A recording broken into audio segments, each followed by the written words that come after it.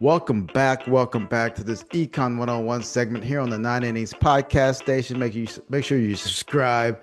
And today we're giving you more financial information, financial literacy. Today we're talking about something that has fundamentally changed the consumption patterns of Americans. The monthly payment. Think about the last time you went to buy a car. Did the salesperson immediately start talking about the total price of the vehicle? Probably not. They started talking about what's my monthly payment going to be? How can it stay under certain amounts? And the question tells us about American consumption patterns and more about that than how much something actually costs. We stopped talking about those things and started talking about just those monthly payments. Cars, phones, furniture, you name it. It's all about the subscription. It's all about getting you into this hamster wheel. So today on this Econ 101, we're talking about the payment economy, how everything has changed and what you need to be aware of. So without further ado, come on in.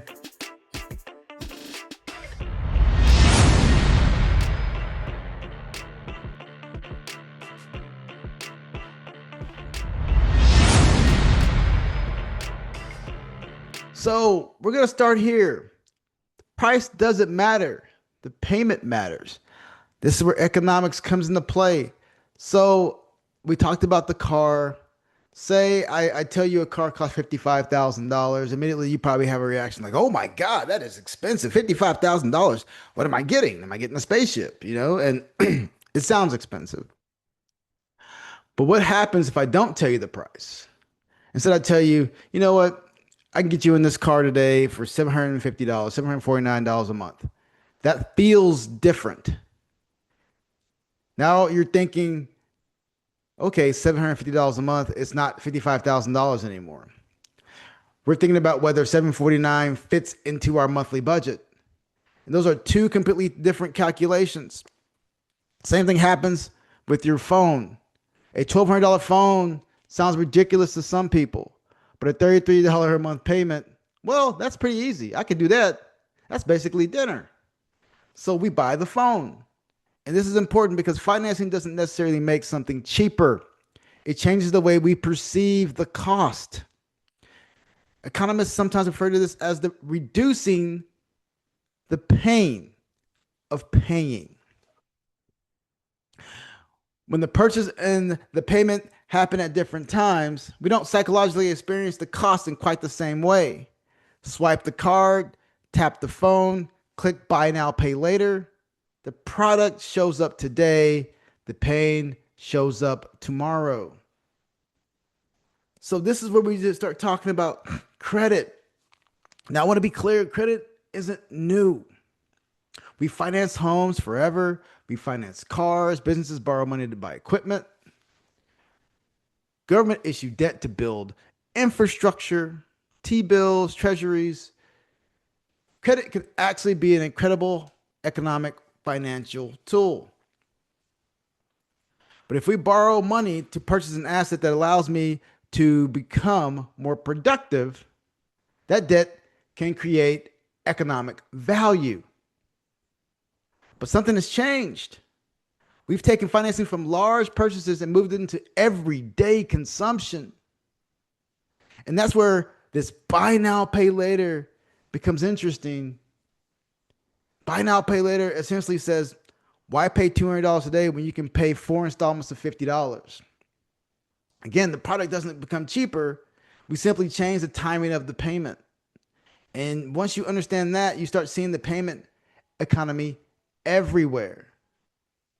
Why is this an issue? Why is this such a thing? Because buy now, pay later, the Federal Reserve released. So let's talk about this. Let's back up a little bit because the Federal Reserve recently released research looking at buy now, pay later and the usage. And here's what gets interesting. Buy now, pay later usage tends to be more concentrated among consumers with fewer financial resources. We talk about the democratization of finance and opening up the books for the people who've been left out, who've been underbanked, who've been debanked. How can these people get access to credit? Technology companies can come in and fill the voids. Silicon Valley, hallelujah. Now, among the people using these services, a meaningful percentage reported making late payments. Even more interesting, some consumers are now using buy now, pay later for things like groceries and food delivery. Think about that for a second. Groceries and food delivery. We're not talking about financing a house or financing a car. We're talking about everyday items. We're financing dinner. And economically, that's something we need to pay attention to because there's a major difference between borrowing money to purchase an asset and borrowing money to consume something that will be gone before the first payment is even due. You eat the groceries that week, but you're still paying for those groceries months later. That doesn't mean every person using buy now, pay later is struggling. There are people who use the services strategically, but when financing starts becoming more about basic consumption, that's telling us something about the underlying consumer and the underlying economy that's fractured. So let's talk about this illusion around affordability. And this brings me to this bigger issue. We become good at solving affordability problems through financial engineering. Can't afford the car, extend the loan. Can't afford the house, extend the mortgage. Finance it for 3 years. Can't afford to purchase today, split into 4 payments. At some point, we have to ask, did the product actually become more affordable, or do we just simply make the payment more affordable? Because those aren't the same thing. Let's go back to cars for a second. Years ago, a 5-year car loan was fairly normal. Then 6 years became common. Now 7 years aren't unusual. Why? Because extending the loan offers the monthly payment to become lower. By lowering the payment doesn't necessarily lower the cost of the car. In fact, depending on the interest rate, you can end up paying significantly more. So we solve the affordability problem by extending time. And here's the problem with that. Time isn't free. Debt allows us to borrow from our future. You're seeing it today in the grand scheme of things of our debt. $40 trillion. This is one of the simplest ways I think about debt. That allows you to pull from future consumptions into the present. You want the car today? You don't have 50,000 today, so you borrow against income you expect to earn tomorrow. That's essentially what credit allows us to do. And again, there's nothing inherently wrong with that. The problem begins when too much future income has already been promised. Your paycheck comes Friday, but before Friday ever arrives, the mortgage already owns part of it. The car payment owns another part of it. The credit card company owns another part of it. The student loan servicer owns another part of it. Your phone takes up some of it. The subscriptions take up some of it. And maybe you've gotten 3 or 4 buy now, pay later payments sitting there too. You haven't even been paid yet. And everybody has a claim on your money. That's the payment economy. So why this matters for the economy? Let's just zoom out. Because this isn't just personal finance conversation. This matters economically. Consumer spending represents 2/3 of the U.S. gross domestic product. So when Americans keep spending, GDP can remain relatively strong. Businesses continue selling products. People remain employed. Corporate earnings remain healthy. And everything looks pretty damn good. But credit can sometimes obscure what's happening underneath the surface. Imagine someone and their income isn't keeping pace with their expenses. That doesn't necessarily mean people stop spending immediately. No. First, maybe they reduce savings, then they use credit cards, and they finance purchases, then they use buy now, pay later. Consumption can continue, which means the economy can continue looking relatively healthy, even while the household balance sheet underneath it is deteriorating.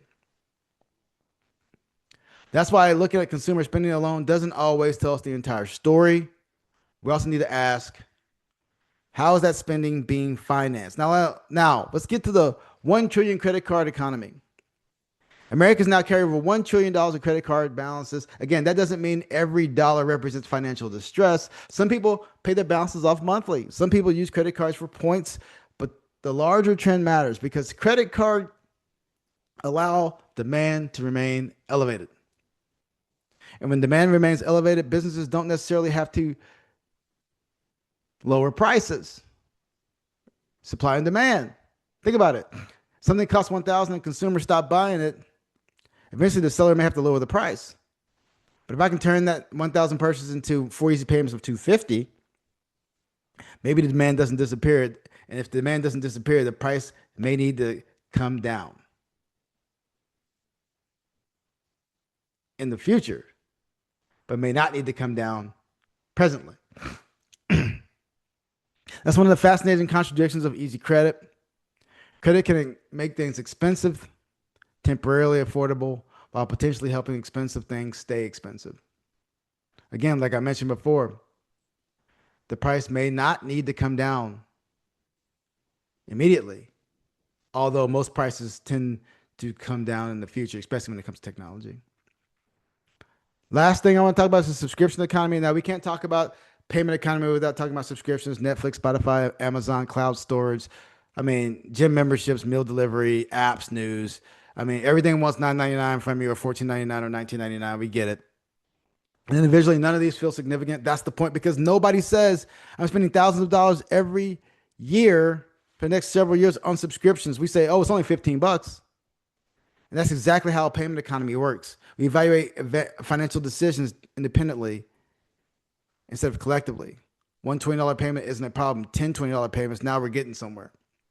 So what happens next? So where does this ultimately lead? I don't know. I think we're going to have to start measuring affordability differently, because affordability can't simply mean, can you make the monthly payment? If the only way something becomes affordable is by extending the loan, increasing the financing period, or pushing payments out, we got a problem. We haven't solved affordability. We've changed the structure of the payments, and there's a limit to how far that can go.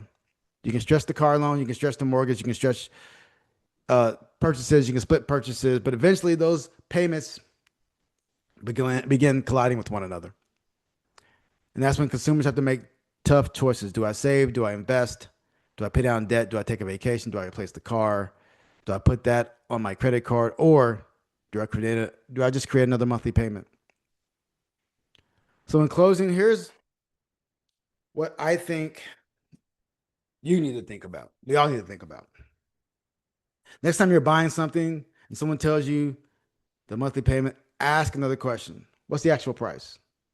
Because those are not the same thing. A payment tells you what something costs today. The price tells you what something costs, period. And somewhere along the way, American became obsessed with the first number and stopped paying attention to the second. Cars became payments, phones became payments, furniture became payments, vacations became payments, and now, in some cases, groceries have become payments. That's not necessarily a crisis, but it's becoming one. It's becoming one, something to pay attention to. Because the question shouldn't be, can I afford it? Can I afford the payment? The bigger question might be, can I afford the purchase without the payment? Because eventually the bill always comes due. And it's important to understand how the economy works. Thank you guys for listening to this Econ 101 session. Subscribe to the 9 Innings Podcast. We'll see you next time.